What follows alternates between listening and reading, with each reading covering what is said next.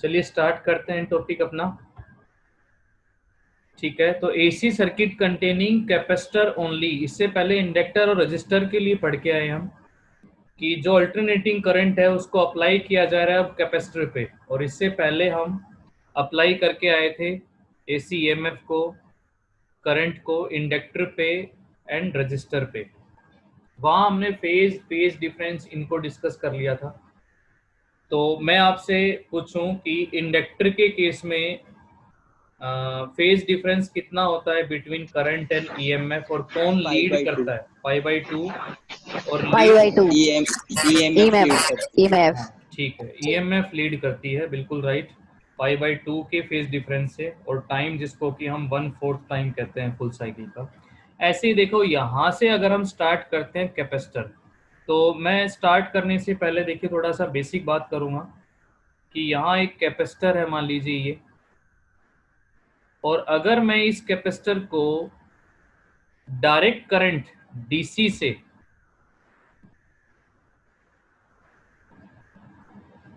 अगर मैं इस कैपेसिटर को अभी डीसी से कनेक्ट करता हूँ, ये मैं बस ऐसे ही समझाने के लिए बात कर रहा हूँ, बाकी हमारा जो टॉपिक है वो तो एसी के साथ कनेक्शन है इसका।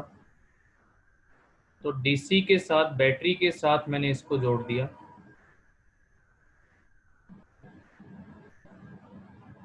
ये की हो गई, और यहाँ पर तो क्या आ जाएगा, नेगेटिव स्टोर हो जाएगा, और एक प्लेट पे यहाँ पर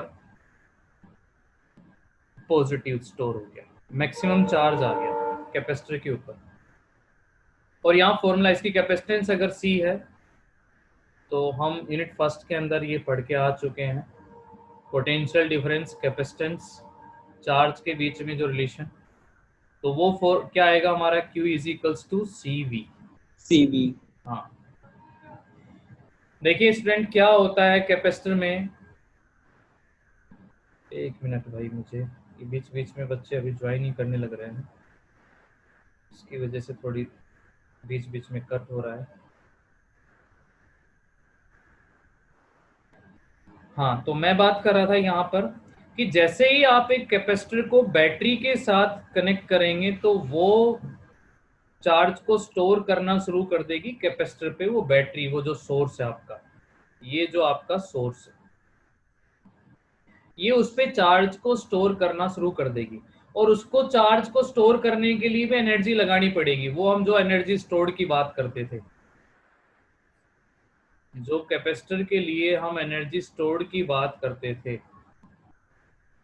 फॉर्मूला जो हमारा हाफ CV स्क्वायर का आता था, हाफ CV स्क्वायर, ये एनर्जी स्टोर्ड इसमें होती थी। अच्छा, मैं आपसे ये कहूं कि यहाँ मैं कोई भी एक डिवाइस लगा दी मैंने, करंट मेजरिंग डिवाइस, एमीटर, तो उस एमीटर में डिफ्लेक्शन आएगी या नहीं आएगी? चलिए इस क्वेश्चन का बताने से पहले आप मुझे ये जवाब दीजिए, मैक्सिमम चार्ज स्टोर होने के बाद, और ये कब तक होता रहेगा मैक्सिमम स्टोर? जब तक कि यहाँ कैपेसिटर पे जो पोटेंशियल डिफरेंस है, हाँ तो मैं ये बता रहा हूं, जब तक कि यहाँ का पोटेंशियल डिफरेंस, ये जो कैपेसिटर पे पोटेंशियल आने लग रहा है, ये इस सोर्स के बराबर जब तक ना हो जाए तब तक इस पे चार्ज स्टोर होता रहेगा, और जैसे ही इस पे मैक्सिमम चार्ज स्टोर हो जाएगा उसके बाद और ये स्टोर अपने ऊपर कर नहीं पाएगा, तो यहाँ इसके बाद कांस्टेंट चार्ज इस पे रुक जाएगा, अब और चार्ज स्टोर नहीं होगा इसके ऊपर मैक्सिमम चार्ज स्टोर होने के बाद। तो जब तक ये चार्ज स्टोर, मैं यहाँ ये पूछ रहा हूँ आपसे कि ये मैंने जो एक एमीटर लगा रखा है, क्या इसमें कोई भी डिफ्लेक्शन आएगी? No sir. मैं यस, रिकॉर्डिंग पे लगा दूं। No sir. नो। और कोई भाई, और किसी का जवाब?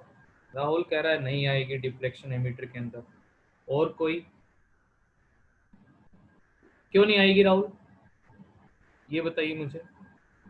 सर ये फुल चार्ज हो जाएगा तो ये अपने अंदर से करंट को पास नहीं होने देगा। पास नहीं करेगा, बिल्कुल राइट आंसर है, क्योंकि जब ये फुली चार्ज होगा तो यहाँ पर कोई चार्ज की फ्लो मूवमेंट नहीं होगी। तो हम ये कहेंगे कि वो एमीटर मोमेंट्री, थोड़े से टाइम के लिए, बहुत थोड़े से टाइम के लिए डिफ्लेक्शन देगा एक बारी के लिए, और ये बहुत फास्ट प्रोसेस होती है। जैसे ही चार्ज मैक्सिमम चला गया ना कैपेसिटर पे, अब कोई भी डिफ्लेक्शन नहीं आएगी, अब कोई भी करंट फ्लो नहीं होगा, बट अपने रीजन में ये मेंशन कर देंगे कि वो मोमेंट्री डिफ्लेक्शन जरूर देगा एक टाइम के लिए, जब तक कि चार्ज फुली स्टोर ना हो जाए।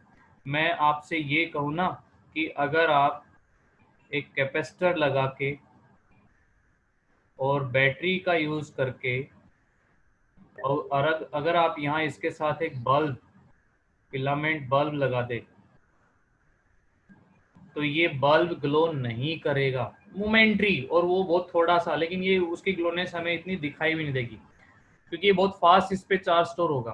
तो इस पे कोई करंट, जब जैसे ही यहाँ पॉजिटिव आ गया, फटाफट यहाँ पर नेगेटिव आ गया, उसके बाद कोई चार्ज फ्लो नहीं कर रहा है, तो बल्ब डज नॉट ग्लो, ये ग्लो नहीं करता है। डीसी के केस की बात हो रही है।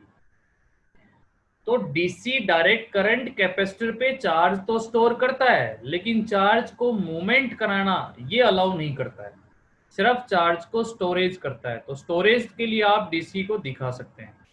तो हमें वहाँ इलेक्ट्रोस्टैटिक्स में यही पढ़ना था कि कितना चार्ज स्टोर कर रहा है, कितनी एनर्जी स्टोर कर रहा है। तो वो स्टोरेज तो कर रहा है, बट वो चार्ज को फ्लो नहीं करने दे रहा है कंटिन्यू, और जब तक चार्ज फ्लो नहीं करेगा तब तक करंट नहीं आएगा। इसलिए एमीटर में 1 सेकंड तो बहुत ज्यादा है, बहुत थोड़े से टाइम के लिए डिफ्लेक्शन आती है, और यहाँ से कहूँ तो बल्ब ग्लो नहीं करता है। ये डीसी की बात हो गई है। अब हम कैपेसिटर को लगाते हैं एसी के साथ। तो हम ये कहते भी थे जब हम कैपेसिटर के क्वेश्चंस कर रहे थे कि जो कैपेसिटर है वो एसी को अलाउ करता है, डीसी को अलाउ नहीं करता है। तो अब हमारा जो टॉपिक है कि भाई कैपेसिटर जो है वो कनेक्ट है अल्टरनेटिंग सोर्स के साथ।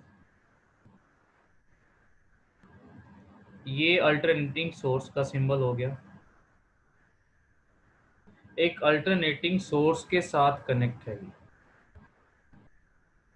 इस कैपेसिटर की कैपेसिटेंस सी ले लेता हूं मैं यहाँ। अब बाकी वही यहाँ पर फेज डिफरेंस जैसे स्टार्ट करते थे वही सब फिर से हो जाएगा।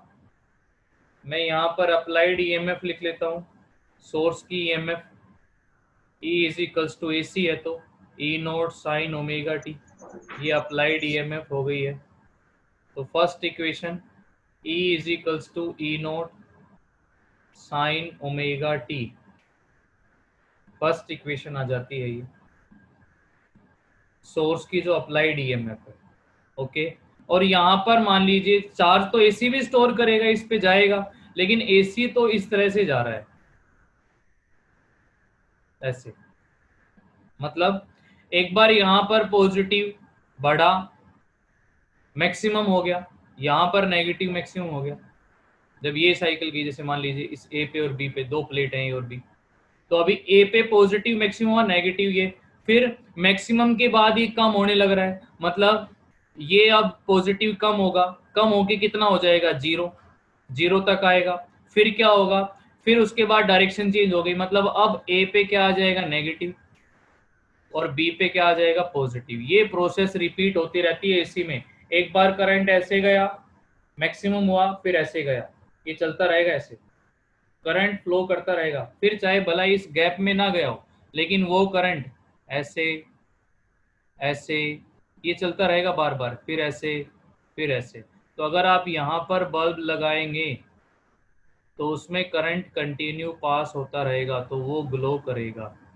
तो हम कहते हैं कैपेसिटर जो है वो एसी को अलाउ करता है। अलाउ का मतलब ये नहीं है कि इस रास्ते में जो टूटा हुआ रास्ता है इसमें से भी जो है वो करंट कैरी कर रहा है, नहीं, बट उसका ये प्रोसेस चल रहा होगा कि एक बार करंट ऐसे जा रहा होगा, मैक्सिमम जाएगा, फिर उसके बाद करंट ऐसे आएगा, क्योंकि एक बार ए पे पॉजिटिव, बी पे नेगेटिव, फिर बी पे पॉजिटिव, ए पे नेगेटिव, तो जो करंट पहले ऐसे जा रहा था अब वो ऐसे आने लग जाएगा।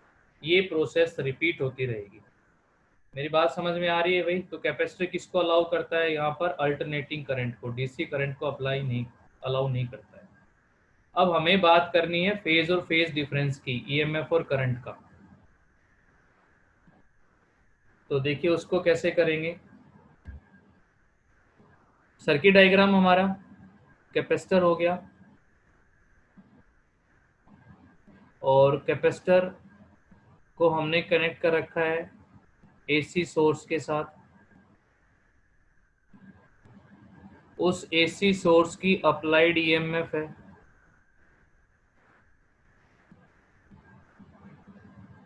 Applied EMF E is equals to E naught sine omega T. ये अप्लाइड ईएमएफ होगी। कैपेसिटेंस इसकी C है। इस पे charge storage maximum Q is equals to होगा CV, total potential difference.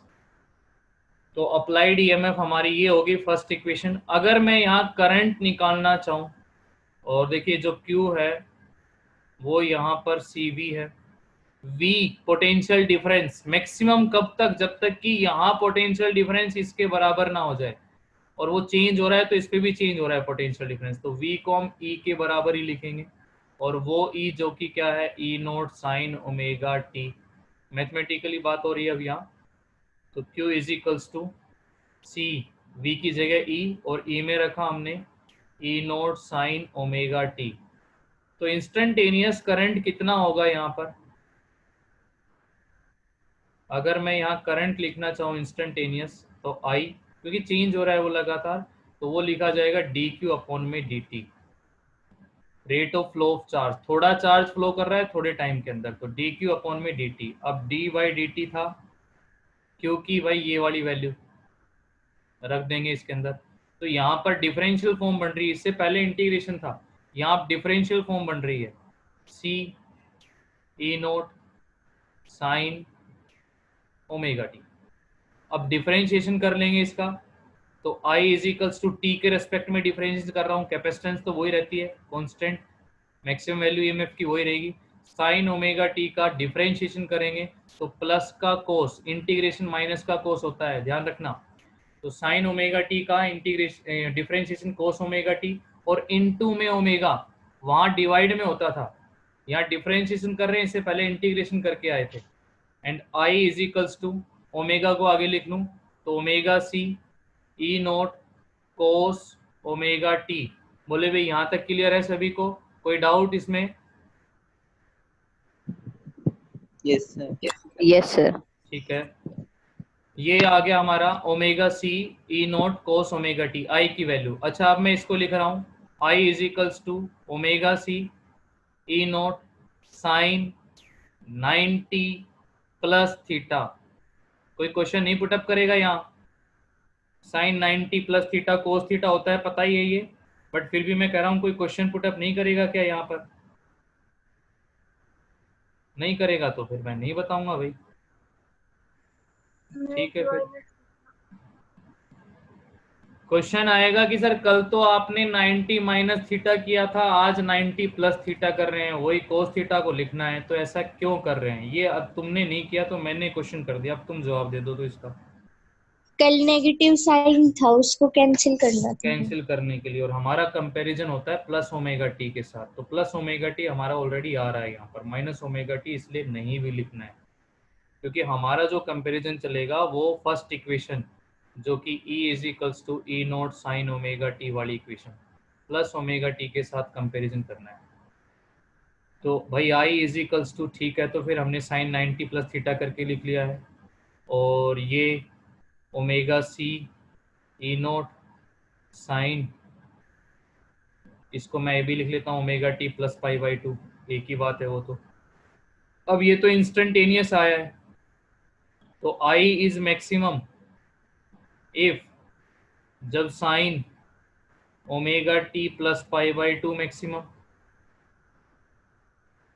Is maximum, और उसकी मैक्सिमम वैल्यू कितनी ले लेंगे यहाँ पर 1, तो वो आपका मैक्सिमम करंट हो जाएगा। तो यहाँ पर आप अब इतने इतने में 1 रख दो तो मैक्सिमम करंट आ जाएगा, तो I is equals to omega C E naught into 1। अब ये I नहीं रहा, I नोट हो गया, जिसको कि हम कह रहे हैं मैक्सिमम करंट, मैक्सिमम करंट। और इस इक्वेशन में क्या लिख सकते हैं, I naught is equals to E naught upon में 1 अपॉन ओमेगा C। यहाँ पर मैं ये जो ओमेगा C है इसको E नोट के नीचे लिख रहा हूँ 1 अपॉन में ओमेगा C, बात वही ऊपर आके यही हो जाएगा, ये इक्वेशन A। ये इक्वेशन हमारी ए आ गई है। अच्छा, ये हमारी मान लो सेकंड इक्वेशन थी, तो इसमें इतने इतने की जगह ये पुटअप कर दूंगा आई नोट, तो इक्वेशन सेकंड बिकम्स क्या आ जाएगी वो second equation, I is equals to इतने इतने की जगह तो हम क्या रख रहे हैं, मैक्सिमम करंट आई नोट, और बाकी sign omega T plus pi by to. ये आ गई हमारी थर्ड इक्वेशन, करंट वाली इक्वेशन। करंट वाली इक्वेशन को अब कंपेयर कर लेना है ईएमएफ वाली इक्वेशन से। ईएमएफ वाली जो पहली इक्वेशन थी वो थी हमारी E is equals to E naught sine omega T. अब आपको इक्वेशन देखने से ही क्लियर हो रहा है कि यहाँ पर फेज डिफरेंस कितने का बन रहा है, पाई बाई बाय 2। वही पाई बाई टू का, phase difference pi by two का। लेकिन इसमें क्या फर्क है उसके कंपेरेटिवली, इसमें करंट आगे है, इसमें करंट आगे है। आई जो है करंट लीड कर रहा है, leads the EMF by pi by to. अब यहाँ पर करंट ने बढ़त ले रखी है ईएमएफ से पाई बाई टू की, जब कैपेसिटर सर्किट है। बाकी अब उसी तरह से इसका जो है ग्राफ डायग्राम और फेजर डायग्राम। अच्छा, इस वाली इक्वेशन को जब कंपेयर करोगे ना ओम्स लॉ से, I is equals to V by R जो होता है, तो ये जो 1/ओमेगा c आया है, ये 1/ओमेगा c इसका क्या कहलाएगा, रेजिस्टेंस। कल हमने XL लिखा था ओमेगा L के बराबर, ये रेजिस्टेंस Yes, आ गया, sir. वो इंडक्टिव रिएक्टेंस था। इंडक्टिव रिएक्टेंस इसको बोलेंगे हम कैपेसिटिव रिएक्टेंस, कैपेसिटिव रिएक्टेंस। और ये एक तरह से रेजिस्टेंस ही है अब इस सर्किट का। इसका सिंबल ध्यान रखना, XC से लिख लेना है, वो XL था, वो ये XC 1/ओमेगा c। ओमेगा को लिख सकते हैं 2 पाई म्यू c, तो ये इसका रिएक्टेंस आ जाएगा, रेजिस्टेंस ही बोल सकते हैं इसका। अब हम अपने डायग्राम बना लेते हैं। तो इसमें फर्स्ट डायग्राम हमारा ग्राफिकल हो गया। तो भाई ग्राफिकल में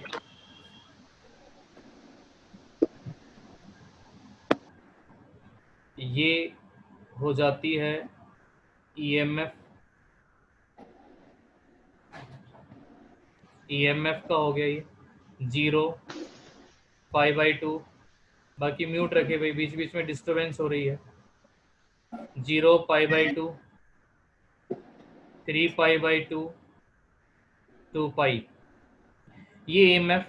अब करंट की इक्वेशन को कैसे, करंट का आप लाइन कैसे दिखाओगे, वहां तो हमने पाई बाई टू पीछे से शुरू कर लिया था, अब तो पाई बाई टू आगे, तो ऊपर दिखाना इसको, पाई बाई टू आगे चल रहा है मतलब, और एम्पलीट्यूड तो कम रखना ही है इसका। तो इसका तो एम्पलीट्यूड ये है आई नोट, और जबकि ये एम्पलीट्यूड ईएमएफ का है ई नोट। तो ये करंट अब यहाँ आगे चल रहा है, करंट ईएमएफ से आगे पाई बाई टू आगे, ये इसका ग्राफ हो जाएगा। सेकंड, इसका फेजर डायग्राम, फेजर डायग्राम इसका बनाएंगे। तो जब फेजर डायग्राम बनाएंगे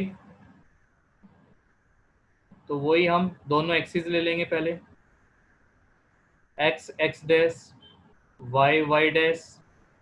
अब यहाँ हम दिखा रहे थे ईएमएफ ई नोट, एंगल था हमारा ओमेगा टी। अब करंट को, इंडक्टर में हमने करंट को नीचे दिखाया था, अब करंट को ईएमएफ से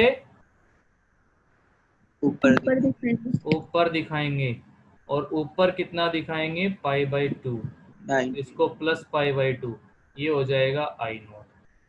तो कैपेसिटर के केस में पहले वहां पर पोटेंशियल डिफरेंस सेटअप होता है, मैंने यही तो आपको बताया कि पहले जो कैपेसिटर है इस पे जब आप एसी सप्लाई करेंगे तो पहले इस पे चार्ज स्टोर होगा, पॉजिटिव आ गया, मान लो यहाँ नेगेटिव आ गया, पोटेंशियल डिफरेंस बन गया।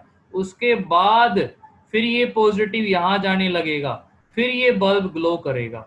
तो पहले सेटअप हुआ पोटेंशियल डिफरेंस ईएमएफ आई, फिर करंट फ्लो करने लगा, और वही phase difference pi by two का, वही टाइम लैग्स टी बाई 4 का। तो ये हमारा था AC circuit containing capacitor only. और कैपेसिटिव रिएक्टेंस को हमने लिखा है XC से, जो कि है 1/ωc 1/2 mu C. Yes, clear है मैथमेटिकल इसका ये ग्राफ ये सब? इसमें किसी का कोई डाउट है तो बोलिए। XC = 1/ωc।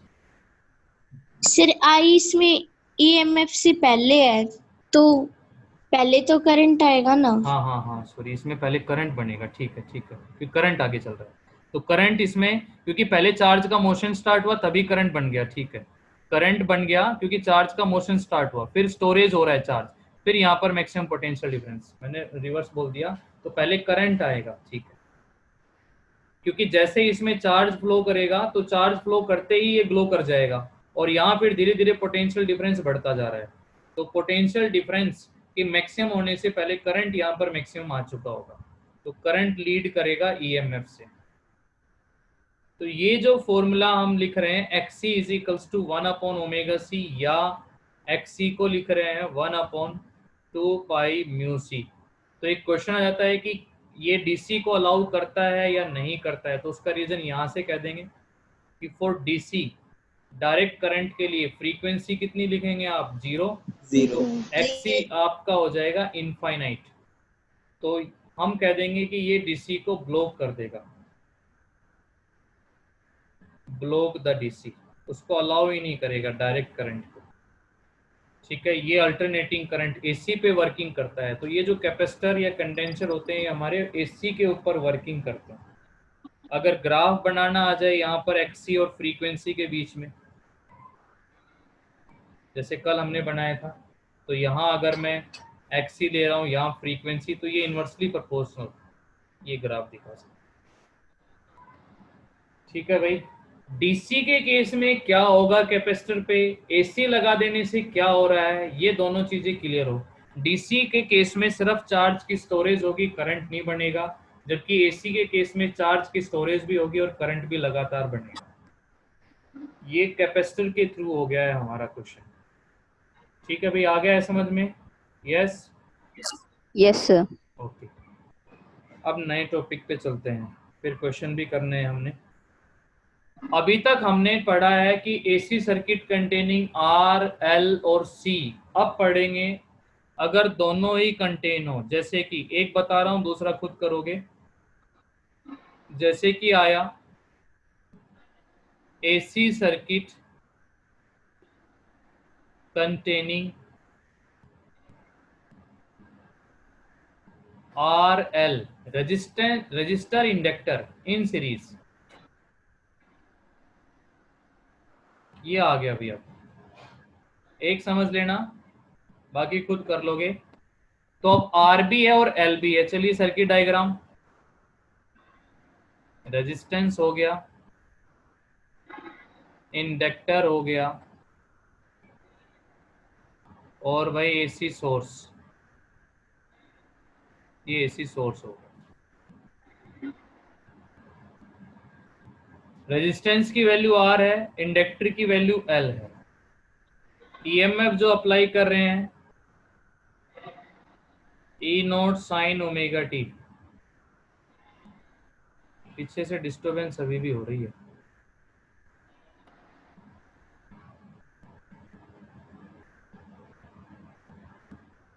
हाँ, तो यहाँ पर जो हमने EMF अप्लाई कर रखी है वो E = E0 sin ωt। अब देखिए सीरीज में है यहाँ पर, इसको फेजर डायग्राम से सोल्व कर लेते हैं। From phasor diagram, phasor diagram. अब R के केस में अगर मैं इधर करंट दिखा रहा हूं I, तो इधर ही मेरी EMF होगी, क्योंकि दोनों कैसे होते हैं? सेम फेज के अंदर। क्लियर है भाई? यहाँ पर मैं पोटेंशियल डिफरेंस R के ऊपर VR लिख लेता हूं, तो यहीं पर मेरा VR मिलेगा। इसका जो पोटेंशियल डिफरेंस है R के लिए वो मैंने VR लिख लिया है। यहाँ जो पोटेंशियल डिफरेंस है वो VR है। तो करंट और EMF दोनों क्या होते हैं? सेम फेज में। तो इसी लाइन पे दिखाएंगे। सीरीज में है करंट, I इधर ही रहेगा। अब I इधर है, लेकिन इस पे मान लीजिए पोटेंशियल डिफरेंस VL आ रहा है, VL ड्रॉप हो रहा है पोटेंशियल डिफरेंस इसका यहाँ से यहाँ तक। तो वो ईएमएफ करंट से आगे मिलेगी या पीछे मिलेगी बताइए? आगे। आगे मिलेगी ईएमएफ, क्योंकि इंडक्टर है। बिल्कुल ठीक। इंडक्टर के केस में करंट से आगे होती है ईएमएफ। तो अगर आप यहाँ पर करंट दिखा रहे हैं आई, तो उधर दिखाएंगे आप VL, π/2 आगे। इस डायग्राम में ही शो कर सकते हैं। फिर आप यहाँ दिखा सकते हैं अलग से फेजर डायग्राम।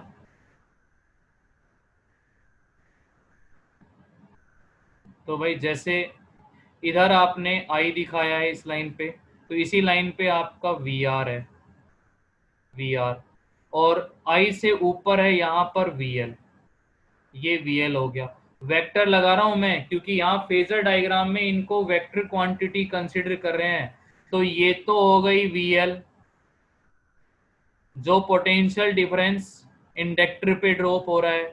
ये हो गया VR, potential difference across resistor, ये VR, दोनों वेक्टर क्वांटिटी है। तो पूछा गया कि resultant EMF, resultant potential difference क्या आएगा? तो from parallelogram of vector addition diagonal इसका देगा रिजल्ट। इस डायगोनल को मैं V लिख रहा हूँ। तो V का मैग्नीट्यूड, जैसे R का magnitude under root A square plus B square plus 2AB cos theta. तो यहाँ पर V का मैग्नीट्यूड ऐसे ही अंडर रूट VR का स्क्वायर VL का square plus 2VL VR cos theta. यहाँ पर थीटा है 90 दोनों के बीच में, कोस 90 हो जाएगा हमारा 0। तो मैग्नीट्यूड आ गया भाई अंडर रूट में VR का स्क्वायर प्लस VL का स्क्वायर। अब मुझे ये बताओ, VR को लिख लूं मैं IR ओम्स लॉ से, यस सर। और VL को लिख लूं मैं, VL को क्या लिखूं बोलो? VL को जैसे इसको IR लिखा, करंट तो वही आई है, और रेजिस्टेंस क्या लिखूं? रेजिस्टेंस ओमेगा एल या एक्सएल? Omega L. बिल्कुल ठीक, ओमेगा एल या एक्सएल। म्यूट कर लो भाई, म्यूट कर लो। एक्सएल, VR हो गया IR और VL हो गया IXL, और एक्सएल हमारा जो होता है वो ओमेगा एल के बराबर भी होता है। ये उसका रेजिस्टेंस ही कहलाएगा। ये वैल्यूज जब यहाँ पर पुटअप कर दोगे तो अंडर रूट, यहाँ IR तो IR का स्क्वायर, यहाँ पर IXL का होल स्क्वायर। I कॉमन आ रहा है दोनों में से, रूट से बाहर आएगा तो I ही आएगा, अंदर आ जाएगा R स्क्वायर प्लस XL का स्क्वायर। जब इस वाली इक्वेशन को कंपेयर करोगे ओम्स लॉ से, इस वाली इक्वेशन को कंपेयर करोगे ओम्स लॉ से, तो ये इतना इतना इतना I को छोड़ के ये वाला, ये क्या कहलाएगा इस सर्किट का? Resistance of the circuit. बिल्कुल ठीक, रेजिस्टेंस ऑफ द सर्किट। इसका ओवरऑल रेजिस्टेंस आ गया। इसको भी एक नया नाम देते हैं इम्पीडेंस। वो रिएक्टेंस, ये इम्पीडेंस। फिर चाहे रिएक्टेंस हो या इम्पीडेंस हो, ऐसा यूनिट ओम ही लेनी है। तो इम्पीडेंस को Z से लिख देते हैं। तो Z आ गया यहाँ पर under root R square plus XL का स्क्वायर, और XL में रखना पड़े तो ओमेगा L भी रख सकते हैं। ये कहलाता है इसका बच्चों फेजर ट्रीटमेंट। ये जो कहलाएगा इसका फेजर ट्रीटमेंट।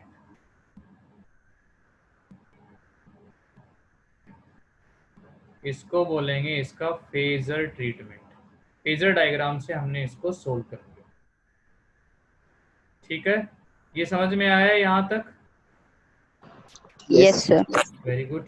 अब देखो, ये जो V आया था हमारे पास, जो रिजल्टेंट हमने सोल्व किया था, ये स्केलर आया या वेक्टर आया? जो रिजल्टेंट हमने दो वेक्टर से निकाला था, ये इसको आप स्केलर बोलेंगे या वेक्टर बोलेंगे? वेक्टर। वेक्टर ही है ये। इसका मैग्नीट्यूड फॉर्मूला हमने यहाँ वेक्टर, वेक्टर, क्योंकि ये वेक्टर का ही तो फॉर्मूला है, R का मैग्नीट्यूड निकालना हमने, और हम यहाँ पर इनको वेक्टर क्वांटिटी ले ही रहे हैं। ठीक है भाई, ये वेक्टर क्वांटिटी। रुचि साइलेंट करो, इसको म्यूट करो रुचि। तो ये v हमारे पास वेक्टर क्वांटिटी ही आया है और ये हमने इसका मैग्नीट्यूड निकाला है। मैग्नीट्यूड से बात नहीं बनने वाली सर, डायरेक्शन भी बताओ जब आप इसको वेक्टर ले रहे हो। तो भाई ये हो गई डायरेक्शन। इसको याद करो, हम बीटा से लिखते थे 11th क्लास के अंदर, बीटा। और बीटा का फॉर्मूला डायरेक्शन निकालने का मैं यहाँ पर लिखूं। हाँ, कोई भी एक मुझे एक बार बता दे, मैं भूल रहा हूँ। tan beta is equal VR upon VL। नहीं, पूरा जैसे हम लिखते थे ना, b sin theta, b sin theta upon a plus b cos a plus b cos theta. ये वाला फॉर्मूला, ठीक है, फॉर डायरेक्शन के लिए। ठीक है राहुल, मैं शॉर्टकट नहीं ले जा रहा हूँ, मैं सारी चीजें ना एक बार इनको जाने दो पीछे तक। हाँ तो भाई tan बीटा, मुझे ये भी बता दो अब मैं b किसको लूं और a किसको लूं, VR को a लूं या b लूं? VR को a लेना है, ये ध्यान रखना है। ये ध्यान रखना भाई इन फॉर्मूले में कि जहां से बीटा बन रहा है वो हॉरिजॉन्टल वाला ही a कहलाता है। ये तो ये हमारा a होगा इसके अंदर, a वेक्टर। बस ठीक है, म्यूट कर लीजिए अब। तो डायरेक्शन हमारी आई जाएगी यहाँ से, तो tan beta is equals to b हमारा कहलाएगा VL, तो ऊपर लिखा VL। साइन 90 1 ही हो जाएगा क्योंकि दोनों के बीच में 90 है। यहाँ पर जब करता हूँ तो a है हमारा VR प्लस b हमारा है VL, लेकिन cos 90 करते ही ये हो जाएगा 0। तो ये बन गया जी VL अपॉन में VR। ये सीधा भी निकाल सकते थे लेकिन सीधा तुम्हें बताना नहीं था ना, क्योंकि ये tan बीटा परपेंडिकुलर रहा और ये बेस रहा, तो सीधा भी आ रहा था यहाँ से। लेकिन तुम्हें सारी चीजें जो पढ़ी हुई है वो याद भी रहनी चाहिए। तो tan बीटा आ गया हमारे पास VL अपॉन में VR, और वैल्यू सब्स्टिट्यूट करोगे इसमें तो IXL, अभी भी डिस्टर्बेंस आ रही है।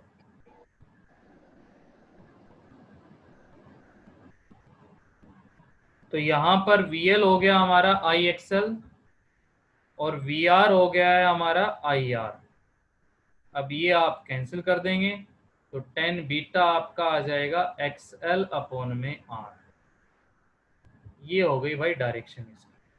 तो मैग्नीट्यूड एंड डायरेक्शन दोनों फाइंड आउट कर ली हमने जब एक AC सर्किट के अंदर R और L था, रजिस्टर और इंडक्टर था। बहुत आसान था, फेजर डायग्राम से कर दिया।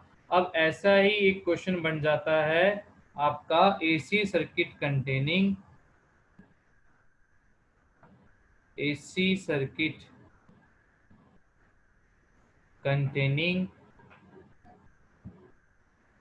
CR या RC सीरीज सर्किट भी बोलते हैं इसको। तो यहाँ पर आप अब रजिस्टर दिखाओगे, कैपेसिटर दिखाओगे, सेम इसी तरह से करना है। चलो मुझे डायरेक्ट बताओ उसका Z क्या लिखा जाएगा, उसका impedance Z is equals to under root. तो लिखेंगे sir R square plus XC का स्क्वायर, ये आपका आंसर आ जाएगा।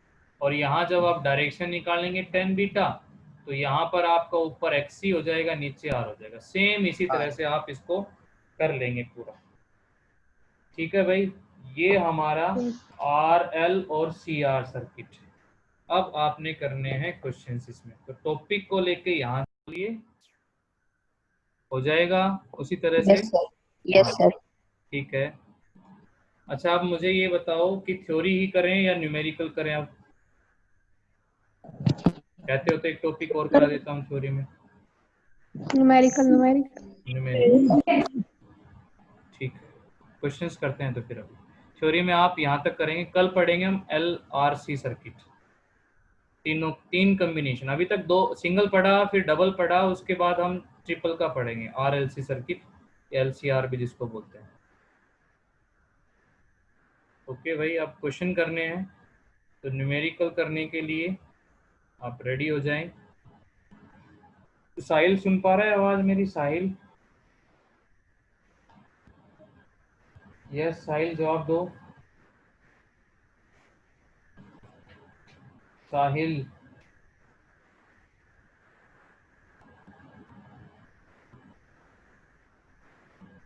साहिल कोई रिप्लाई नहीं आ रहा है तुम्हारा। Yes sir. क्लास ले रहा है रेगुलर? Yes sir. सर अभी थोड़ी दिक्कत आ रही है, जैसे मैं मुझे पापा जी स्कूल चले जाते हैं। अच्छा, तो भाई कुछ ना कुछ तो अरेंज कर, पापा से बोलो फोन के लिए या उसके लिए रख के जाएं फिर कुछ ना कुछ। पापा जी कह रहे थे।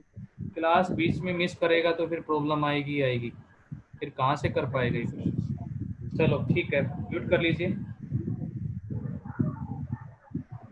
हाँ भाई, क्वेश्चन करते हैं अभी अभी बुक के ही क्वेश्चन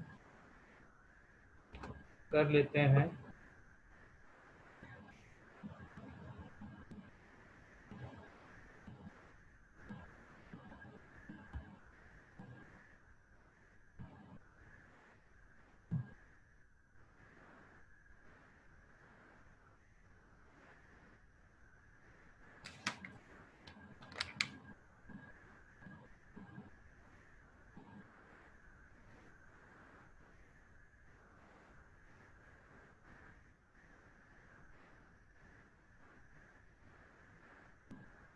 क्वेश्चन हमारा आता है first,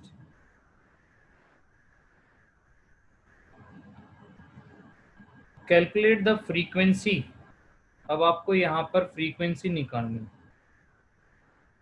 calculate the frequency eight which inductive reactance, आपको दिया गया है inductive reactance, eight which inductive reactance is 0.7 Henry. Calculate the frequency eight which the inductive reactance of, ये रिएक्टेंस नहीं है, ये तो हेनरी तो इंडक्टर हो गया ना, इंडक्टेंस हो गई। तो inductive reactance of 0.7 henry, of 0.7 henry, ये कोई इंडक्टर है, 0.7 henry inductor is 220 ohm, is 220 ohm. तो फ्रीक्वेंसी क्या होगी उस सोर्स की, चलिए कीजिए फटाफट। 50 हर्ट्ज। और कोई भाई 50 हर्ट्ज आप बता रहा है ये राहुल तो। यस सर 50 हर्ट्ज है। 50 हर्ट्ज ही आएगी। ओके ठीक है, 50 हर्ट्ज राइट आंसर। लिख लिया करो कि आपके पास देखो क्या क्या गिवन है। एल गिवन है आपके पास 0.7 हेनरी, आपके पास उसका रिएक्टेंस गिवन है, रिएक्टेंस जिसको कि XL लिख रहे थे वो गिवन है आपके पास 220 का। फ्रीक्वेंसी निकालनी है तो फॉर्मूला पूरा XL is equals to omega L is equals to 2 pi mu. यहाँ से आप म्यू निकाल देंगे, वो आपका आंसर होगा। XL गिवन है यहाँ पर ऑलरेडी। तो 50 हर्ट्ज। चलिए नेक्स्ट क्वेश्चन, छोटे छोटे क्वेश्चन ही हैं, कुछ में कैलकुलेशन ज़्यादा दे रखी है वो मैं नहीं बता रहा हूँ, जो इजी कैलकुलेशन है वही कर रहे हैं। एक capacitor has a capacitance C दे दिया आपको 1/पाई microfarad. Find its reactance for frequency, आपको उसका रिएक्टेंस बताना है फॉर फ्रीक्वेंसी, दो अलग अलग फ्रीक्वेंसी पे। अच्छा, फ्रीक्वेंसी के साथ रिएक्टेंस चेंज होता है। जैसे मैं आपसे पूछूं कि ये इंडक्टर है, ये भाई इंडक्टर है और ये बल्ब लगा दिया है, चलिए ठीक है बल्ब लगा दिया है, और यहाँ पर ना आपने एक AC सोर्स लगा रखा है, ये लगा दिया AC सोर्स। तो मेरा पहला क्वेश्चन बहुत आसान सा, बल्ब ग्लो करेगा या नहीं करेगा? करेगा सर। करेगा। ठीक है जी, कर गया, ये ग्लो कर गया। अब मैं कह रहा हूं कि यहाँ जो सोर्स है इसकी फ्रीक्वेंसी को बढ़ा दिया है, तो इसकी ब्राइटनेस पे क्या इफेक्ट पड़ेगा? सोच के जवाब देना। कम होगी, ज्यादा होगी या उतनी ही रहेगी? कम हो जाएगी। कम हो जाएगी। कम क्यों हो जाएगी वो चीज समझो। XL होता है omega L, XL is equals to 2 pi mu L। जब आपने फ्रीक्वेंसी को बढ़ाया तो उसका रिएक्टेंस बढ़ गया, अपोजिशन बढ़ गया, तो इसकी ब्राइटनेस कम हो गई है। तो ये चीज का ध्यान रखना है। ऐसी कैपेसिटर के लिए भी आप बता सकते हैं। तो यहाँ वो इसलिए कह रहा है कि दो फ्रीक्वेंसीज हैं यहाँ पर, और वो दो फ्रीक्वेंसी एक तो 50 हर्ट्ज हो गई और भाई एक हो गई है 10⁻⁶ हर्ट्ज। इन दोनों अलग अलग फ्रीक्वेंसी के ऊपर, फर्स्ट एंड सेकंड फ्रीक्वेंसी के ऊपर उसका रिएक्टेंस क्या क्या निकल के आएगा? फर्स्ट में 10⁻⁴ ओम एंड सेकंड में 0.5 ओम। फर्स्ट में 10⁴ ओम, इसमें आंसर गलत दे दिया और क्या? ये तो ठीक है, ये 0.5 तो, एक तो 0.5, लेकिन इसमें 10 लिख रखा है पहली वाली में, लेकिन 10 तो फिर नहीं आना चाहिए ना। एक बार देखना, 10⁻⁴ आएगी।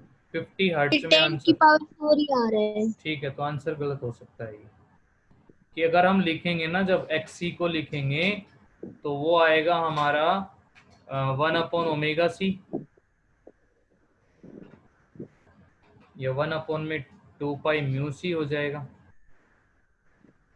2π और μc। अब ये वैल्यूज रखता हूँ, तो 1/2π और म्यू फ्रीक्वेंसी हमारी ये 50 हर्ट्ज दे दी है, c है 1/π, ऊपर गया पाई, यही होगा ना? अच्छा, माइक्रो फैराडे है ना, तो हाँ माइक्रो फैराडे है नीचे, तो 10⁻⁻⁶, ऊपर गया 10⁻⁻+6। हाँ ठीक है, 10⁻⁴ ओम ही आएगा रिएक्टेंस इसका, तो वो बाई मिस्टेक है। चलिए ठीक है, कर लेंगे इसको ठीक। आगे next question,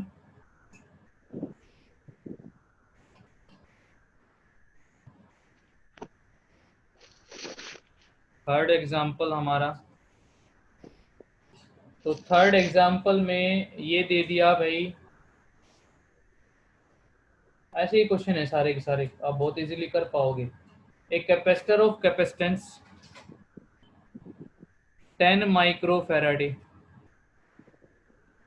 connected to an oscillator giving an output voltage. एक ऑसिलेटर, वही ऑसिलेट करना, वेरिएशन, तो वहां पर आउटपुट जो आ रही है E = 10 sin ω/t volt. Omega यहाँ पर दे रखा है 10 रेडियन पर second. Find peak current in the circuit, peak current बताना है उस सर्किट का। कर लीजिए इसको भी, कितना पीक करंट आएगा?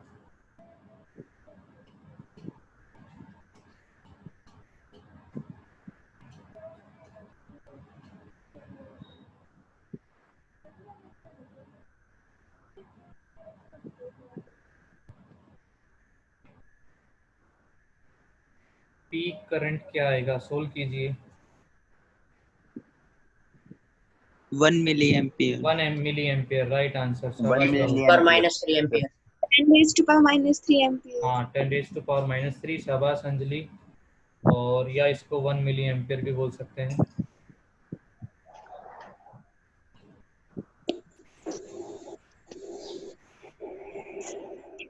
तो कुछ नहीं, इसमें आपको पीक करंट बताना है। आई नोट हो जाएगा E0 अपॉन में कैपेसिटर है, तो कैपेसिटर का रिएक्टेंस XC। ये न्यूमेरिकल वही है कि जो आपने टॉपिक पढ़ा है वो रिमाइंड हो जाए पूरा। तो यहाँ पर E0 हो गया, XC में रखेंगे आप 1/ω/c, तो ω/c ऊपर चला गया। हाँ, इसको सोल्व कर लेंगे, वो आपका आंसर आ जाएगा। बाकी सब वैल्यूज गिवन है। ये हमारा E0 हो जाएगा 10 वोल्ट। नेक्स्ट क्वेश्चन पे चलते हैं भाई। नेक्स्ट क्वेश्चन पे इस तरह से छोटे छोटे क्वेश्चंस मिलेंगे इन फॉर्मूले पे, क्योंकि फॉर्मूले इजी इजी है इसमें। एक कॉइल ऑफ रेजिस्टेंस, एक कॉइल का रेजिस्टेंस, कॉइल है ये है, इसका रेजिस्टेंस दे दिया, एक coil of resistance 300 ohm and inductance भी दे दिया, इसका खुद का इंडक्टेंस भी दे दिया भाई, वो दे दिया है 1 Henry. Is connected N alternating voltage of frequency, ये AC से अल्टरनेटिंग वोल्टेज, AC वोल्टेज है इस पे, उसकी फ्रीक्वेंसी आ रही है जी 300 अपॉन में 2 पाई हर्ट्ज, ये फ्रीक्वेंसी आ रही है। अब इसने पूछा है calculate phase difference between voltage and current in the circuit. Calculate phase difference. अब थोड़ा सा सोचना पड़ेगा, सोचना कुछ ज्यादा नहीं है। Phase difference between voltage and current in the circuit.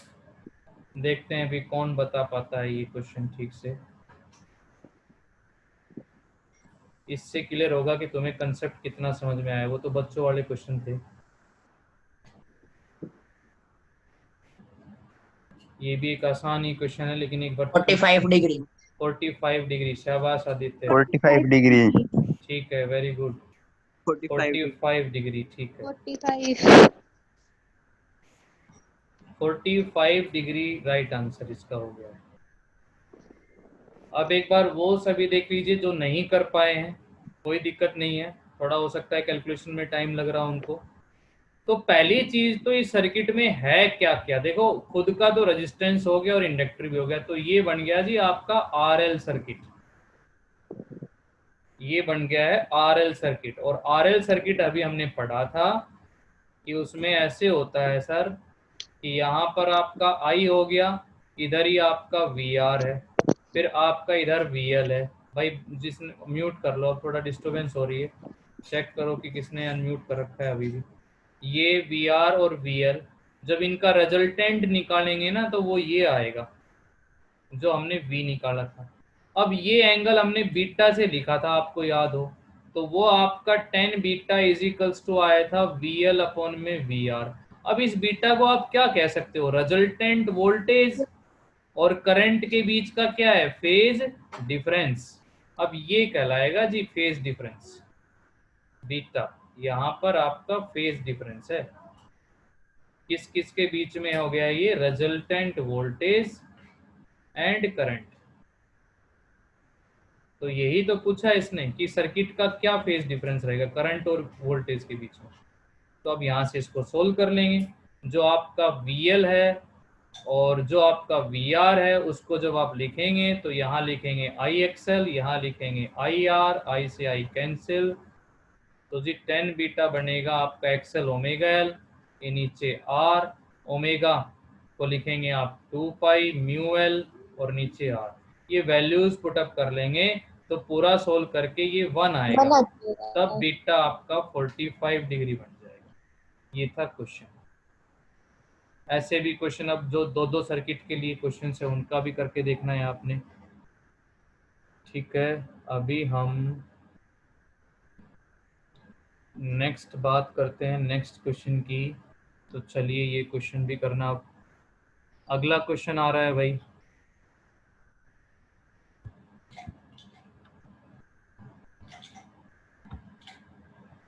तो नेक्स्ट क्वेश्चन हमारा 5th क्वेश्चन है, when an inductor L and R in series, वही जी LR सर्किट दे दिया है सीरीज में,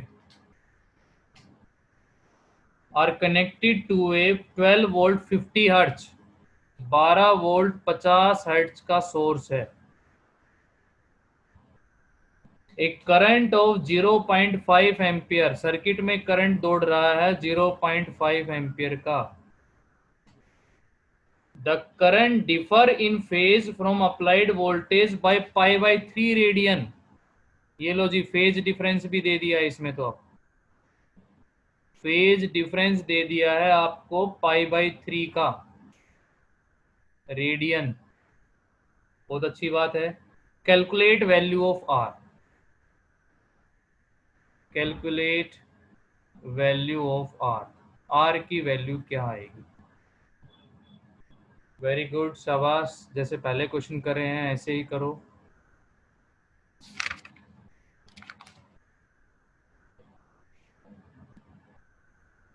बताइए क्या आंसर देंगे इसका।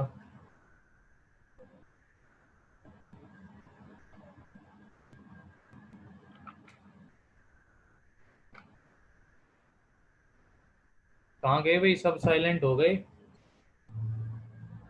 कनेक्शन तो नहीं कट हो गया। No sir. हाँ बोलो, तो इसका आंसर बताओ।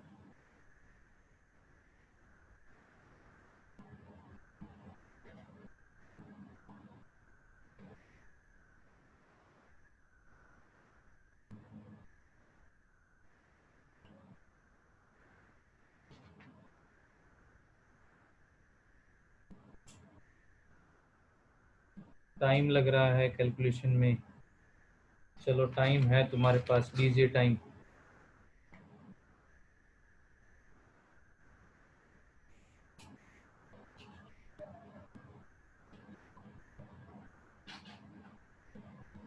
ये जो करंट ए 0.5 एम्पियर दिया है, ये जो वोल्टेज दी है, ठीक है, आप इनको कौन सा करंट समझ रहे हो? ये आई, ये वाला है I is equals to I naught sine omega T वाला है, या आई आर एम एस है?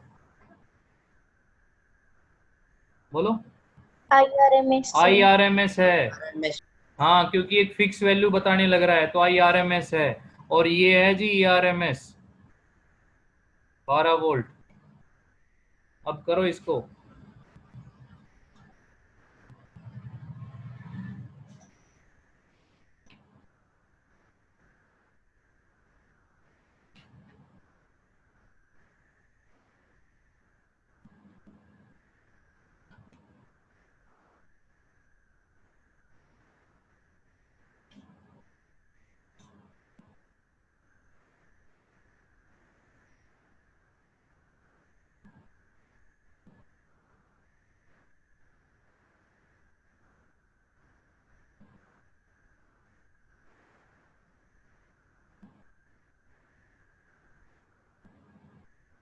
सोल्व नहीं हो रहा क्या?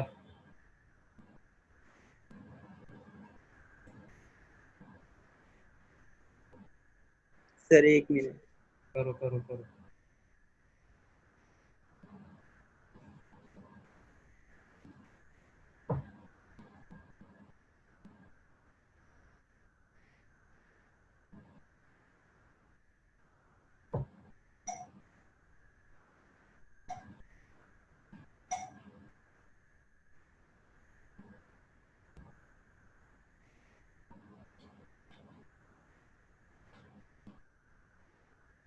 फोर्टीन ओम। 14 नहीं आ रहा भाई राहुल, 14 नहीं आ रहा। नजदीक नजदीक तो है। 13.85 आ रहा था नहीं सर नहीं, ये भी नहीं आ रहा। 12 ओम आंसर आ रहा है इसका पूरा। चेक करो भाई, रेजिस्टेंस 12 ओम आता है या नहीं आता।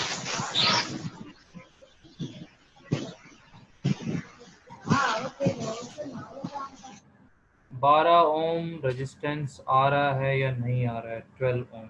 मैं भी करूं? अगर मैं यहाँ पर फेज डिफरेंस उठा लेता हूँ 10 बीटा, क्योंकि फेज डिफरेंस दे भी रखा है, तो आरएल सर्किट में ये होगा VL अपॉन में VR, और यहाँ जी ये हो जाएगा IRMS और XL, ये तो कट ही जाएगा, ये R हो गया कैंसिल। 10 बीटा पाई बाई 3, ठीक है 60। 10 60 कितना हो जाएगा? √3। Yes sir.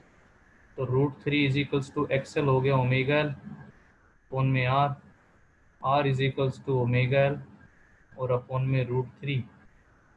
√3 कैसे कटेगा? ओमेगा अगर हम लिख लेते हैं 2 pi mu L by √3, 2 pi, frequency इसमें 50 हर्ट्ज, और इंडक्टेंस भी नहीं दे रखी ना। हाँ, Yes. इंडक्टेंस नहीं दे रखी है, यहाँ से बात नहीं बन रही है भाई। तो सर ये भाई उस फिर वाले कैसे फॉर्मूले बनाएं? से होगा। चलो चलो बनाएंगे IR फॉर्मूले। हाँ IRMS is equals to ERMS upon XL। एक मिनट, अब दूसरा जुगाड़ देखते हैं भाई फिर। तो दूसरा जुगाड़, अगर डायग्राम पे चला जाऊँ ना मैं इसका, फेजर डायग्राम, तो फेजर डायग्राम ये था कि यहाँ हमारा VR हो गया, यहाँ हमारा VL हो गया जी, पैरेललोग्राम वेक्टर एडिशन यूज़ किया, ये हमारा रिजल्ट आया, इसको हमने बीटा लिखा। फाई लिखो बीटा लिखो, उससे कोई फर्क नहीं पड़ेगा। तो VL हमारे पास है नहीं, ये V का यूज़ करूँ मान लो मैं, और VR में IR रख के R हम निकालना है, VR का यूज़ कर लूँ और मैं इसका यूज़ कर लेता हूँ, या पहले L निकाल लेते हैं ना। V L is equals to क्या लिखेंगे, आई आर एम एस और इनटू में एक्सेल, तो एक्सेल हो जाएगा वी एल, लेकिन वी एल क्या लेंगे फिर, क्या बता रहे राहुल, कौन सा फॉर्मूला बता रहा था? Sir IRMS is equals to ERMS upon is equals to ERMS upon Excel. नहीं, फिर ERMS कौन सी लेगा, ये तो ERMS तो 12 वोल्ट तो पूरी है, उस पे जो ड्रॉप हुई ये थोड़ी ना दे रखी है। सर यही ले ली मैंने तो हाँ पूरी। नहीं, ये गलत हो गया भाई, ये ERMS तो पूरे की है और पूरा अकेला थोड़ी ना जा रहा है एल को, वो तो आर पे भी तो जा रहा है, तो ये तो नहीं लेंगे, फिर यही मिस्टेक हो गई है, इससे बात नहीं बनेगी भाई, और कुछ सोचो। और अगर हम यहाँ पर, क्योंकि एल नहीं है ना हमारे सामने, प्रॉब्लम एल की आ रही है,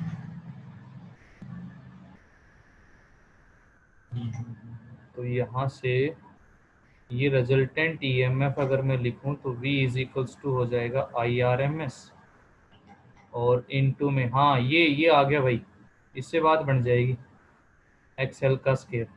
देखो ये तो है तुम्हारे पास ERMS ओवरऑल, तो अरे ERMS is equals to IRMS और इनटू में आर स्केयर प्लस एक्सेल का स्केयर, ये 12 रहा और IRMS 0.5 रहा, लेकिन इसमें भी फिर आर भी नहीं है हमारे पास,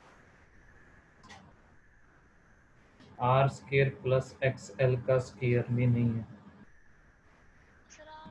या आप इम्पीडेंस को क्या लिख सकते हैं, कोस फाई, अगर मैं यहाँ पर कोस बीटा आर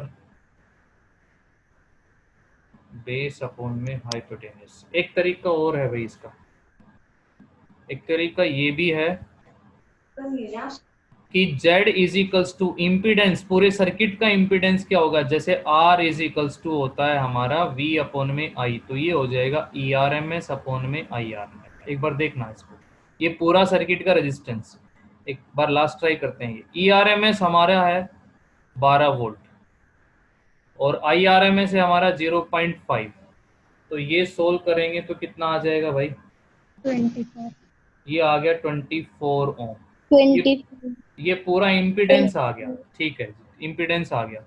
अब यहाँ जो ये बीटा दे रखा है, मैं इस V का यूज कर लूँ रिजल्टेंट, क्योंकि मेरे पास रिजल्टेंट इम्पीडेंस ही आया, तो रिजल्टेंट का यूज कर लूँ, इस V का यूज कर लेता हूँ और मान लो इसका LBL का यूज कर लेता हूँ, तो ये जो एंगल है, और या VR का यूज कर लो यहाँ पर, तो ये जो एंगल है ये बीटा, ये एंगल के सामने परपेंडिकुलर, तो बेस का यूज कर लो और हाइपोटेन्यूज का यूज कर लो, तो कोस बीटा को लेना एक बार यहाँ से, cos beta is equals to base upon में वी आर हो जाएगा हमारा IR या IRMS R, और V हो जाएगा हमारा IZ, पूरा रेजिस्टेंस, ये cancel, cos beta is equals to R upon में Z। अब बीटा, ये फेज डिफरेंस कितना दे रखा है, π/3 और कोस π/3, कोस 60 कितना हो जाएगा भाई, 1/2 R, और Z हमने निकाला ही था 24, तो R आ गया 12। L को छोड़ना पड़ेगा भाई, यहाँ L को इसलिए छोड़ना पड़ेगा, वो दे ही नहीं रखा है हमारे पास। आया समझ में कि नहीं आया? सर एक बार दोबारा बता दो। एक बार दोबारा बता दो। देखो दोबारा से एक बार कर लेते हैं इस क्वेश्चन को। क्वेश्चन ये था हमारे पास कि एक LR सर्किट है,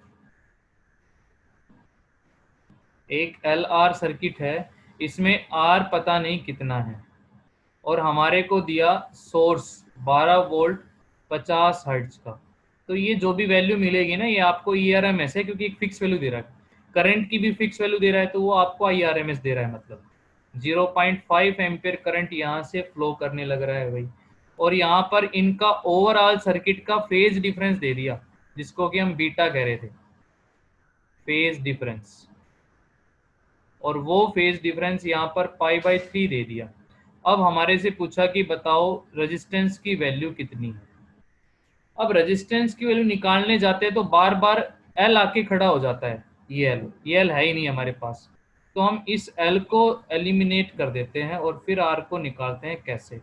तो जो हम इसका फेजर ट्रीटमेंट पढ़ते हैं उसमें यहाँ हमने जैसे वी आर को लिखा, यहाँ हमने वी एल को लिखा, पैरेललोग्राम कंप्लीट किया, डायगोनल हमें रिजल्ट देता है, ये रिजल्ट आया जी वी, इसको हमने बीटा से लिखा था। तो मैं यहाँ पर कोस बीटा अगर यूज करूं तो cos beta base V R upon में हाइपोटेन्यूस वी आर हो गया आई आर और ये हो गया आई जेड। तो अगर मैं जेड निकाल दूं तो मेरे पास आर की वैल्यू आ जाएगी। अब जेड कैसे निकालूं? जेड अगर निकालने जाता हूं under root R square plus X L का स्क्वायर, तो फिर ये एल आके खड़ा हो जाता है एक्सएल में, ओमेगा एल, फिर एल नहीं है, तो यहाँ से भी बात नहीं बन रही है। तो फिर हम Z को और कैसे निकाल सकते हैं? Z है पूरे सर्किट का रेजिस्टेंस जिसको कि इम्पीडेंस बोला जा रहा है, और रेजिस्टेंस इज इक्वल्स टू होता है V अपॉन में I। ओके, अब रिजल्टेंट EMF हमारे पास ERMS लिखी हुई है, उसकी जो टोटल दे रखी है यहाँ यूज कर लेंगे IRMS, तो ये जी बन जाएगा पूरा सर्किट का रेजिस्टेंस Z। तो Z की वैल्यू यहाँ से सोल्व कर ली, ERMS था हमारा 12 वोल्ट, IRMS था 0.5 एम्पियर, सोल्व किया तो 24 ओम ये आ गया, ये Z आ गया, इसमें रख देंगे। तो cos beta is equals to जो आपका R बाई Z आया है, इसमें वैल्यूज पुटअप करेंगे तो बीटा आपको दे रखा है π/3 60 कोस 60 1/2 हो गया, इज इक्वल्स टू R हमें निकालना है, Z हम अभी निकाल के आए 24, तो रेजिस्टेंस आ गया 12 ओम। तो कोशिश करनी है कि अगर नहीं दे रखा है तो किसी और फॉर्मूले पे चले, बाकी फॉर्मूले यही कंसेप्ट यही यूज हो रहा है पीछे का सारा। बोलो भी समझ में आ गया अभी ये? Yes sir. Yes sir. ठीक है, तो आज हमने कुछ क्वेश्चंस करे हैं और सर्किट का कॉम्बिनेशन पढ़ा है। डिवाइस हमारे पास RL थी, CR थी, जैसे कल पढ़ेंगे बड़ा इंपॉर्टेंट टॉपिक, मोस्ट इंपॉर्टेंट, यहाँ से RLC का, तीनों सर्किट कंबाइन करके और फिर उसका रेजोनेंस। ठीक है, आज आप ये क्वेश्चंस करके देख लेंगे, ऐसे प्रैक्टिस के क्वेश्चंस करके लेना, ऐसे ज़्यादा बड़ी कैलकुलेशन में पूरा टाइम नहीं लगाना है, बाकी और जो टाइप्स हैं इसकी दूसरी उनको करके देखना।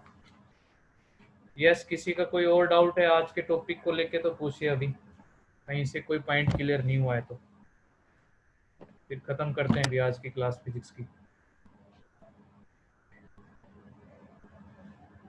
हाँ भाई, समझ में आ रहा है तुम्हें? अच्छा, क्या कुछ ऐसा भी है कि तुम्हें रिकॉर्डिंग की भी जरूरत पड़ती है कि रिकॉर्डिंग भी सर मिल जाए तो उसमें टाइम लगेगा, मेरा काम और ज़्यादा बढ़ जाएगा। तुम्हारे में से जितने बच्चे क्लास अटेंड कर रहे हैं इनको क्या रिकॉर्डिंग की भी जरूरत पड़ती है फिर बाद में? सर वैसे तो नहीं पड़ती, पर अभी हाँ हाँ राहुल, सर वैसे तो नहीं पड़ती, पर कभी नेटवर्क स्लो हो तो पढ़ भी जाए। मैं रिकॉर्डिंग तो कर रहा हूँ, आज से कर दी है रिकॉर्डिंग, और इसको भेजने का देखता हूँ और प्रोसेस अगर भेजना भी पॉसिबल हो जाता है तो। बाकी कोशिश करो कि भाई लाइव में ही, क्योंकि लाइव क्लासेस में ही आपको बेनिफिट मिलेगा, क्योंकि अब इंटरकनेक्ट हो, साथ साथ तुम्हारी प्रॉब्लम डाउट क्लियर हो जाते हैं। ठीक है, तो चलिए ठीक है, कंप्लीट कर देते हैं आज इसको ख़त्म।